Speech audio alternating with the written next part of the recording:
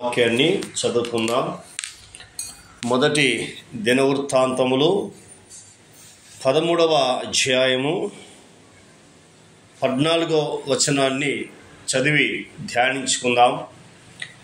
దేవుని మందస్సము ఒబేదోదోము ఇంటిలో అతన్ని కుటుంబము నొద్ద 3 నెలలుండగా యెహోవా ఒబేదోదోము ఇంటి వారిని అతని సొత్తంతటిని ఆశీర్వదించెను.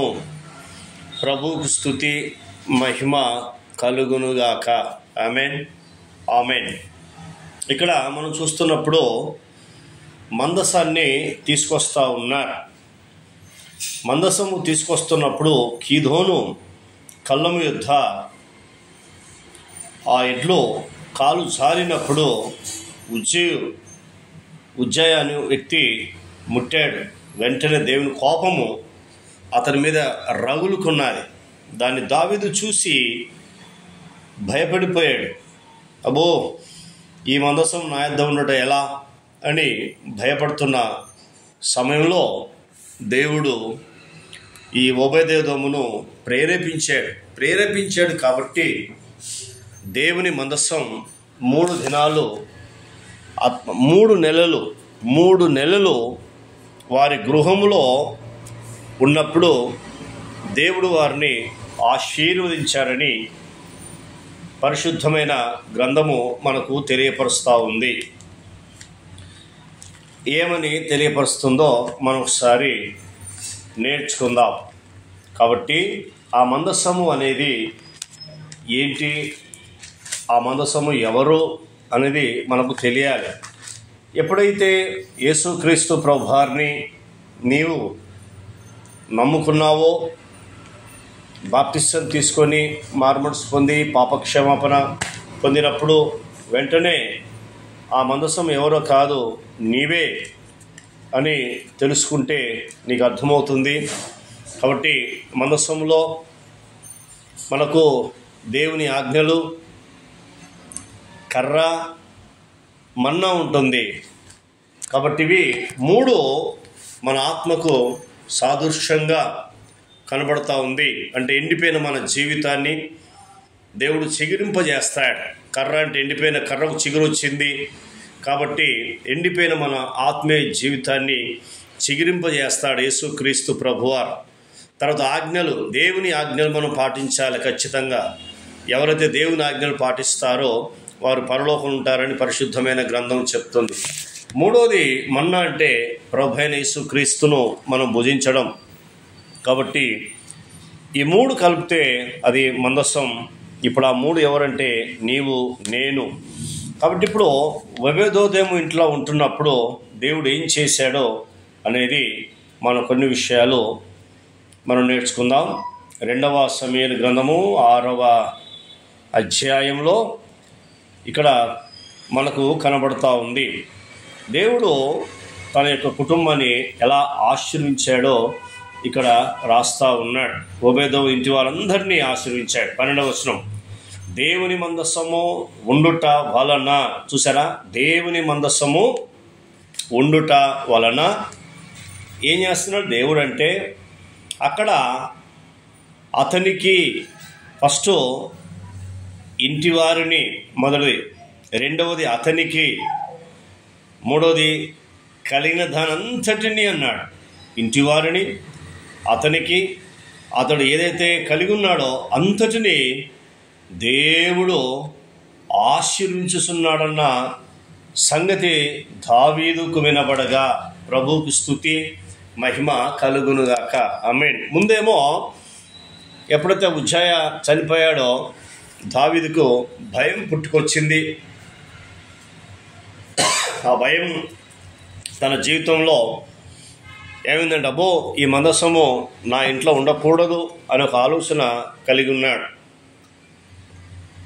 కానీ దేవుడు ఎప్పుడైతే తనను ఆశీర్వించడం దావీదు కన్నారో చూశాడో ఆ మందసాన్ని తీసుకొని తన యొక్క గృహములో ఉండాలని దావీదు ఆశపడ్డాడు. నిజమే. కాబట్టి దేవుని ఆజ్ఞలు పాటిస్తున్నప్పుడు ఖచ్చితంగా నీవు చిగురిస్తావు. ఎండిపోయిన జీవితం అంటే వ్యాపారాలు, ఉద్యోగాలు, పొలం పనులు ఇవన్నీ ఏమున్నా కూడా భౌతికంగా ఆటోమేటిక్గా ఆశ్రయించబడతావు.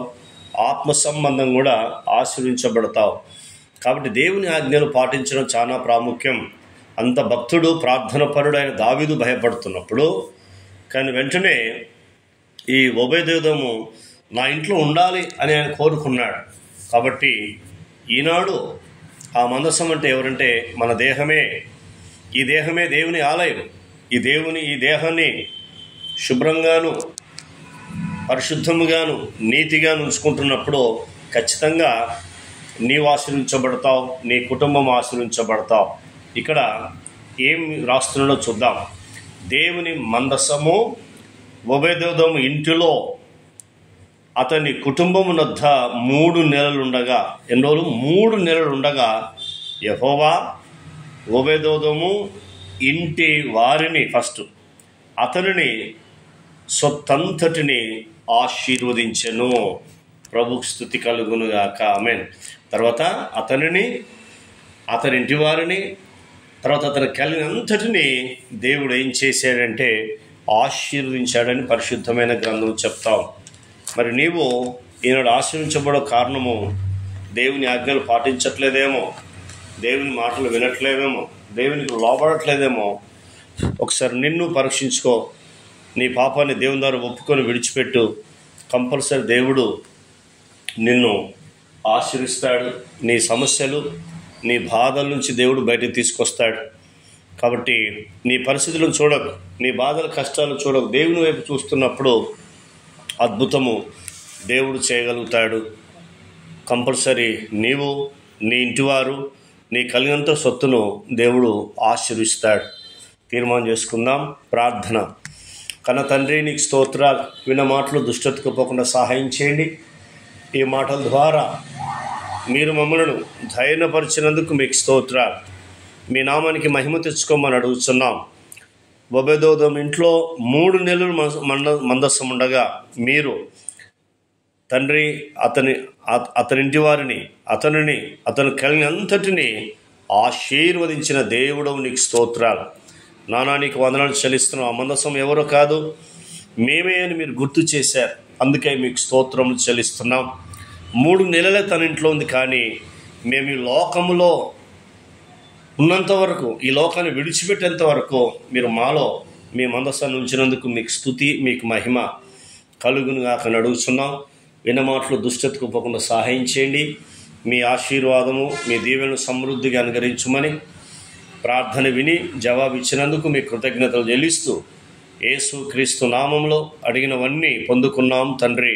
ఆమేన్. దేవుడు మనందరిని దీవించి ఆశీర్వదించునుగాక. ఆమేన్, ఆమేన్, ఆమేన్.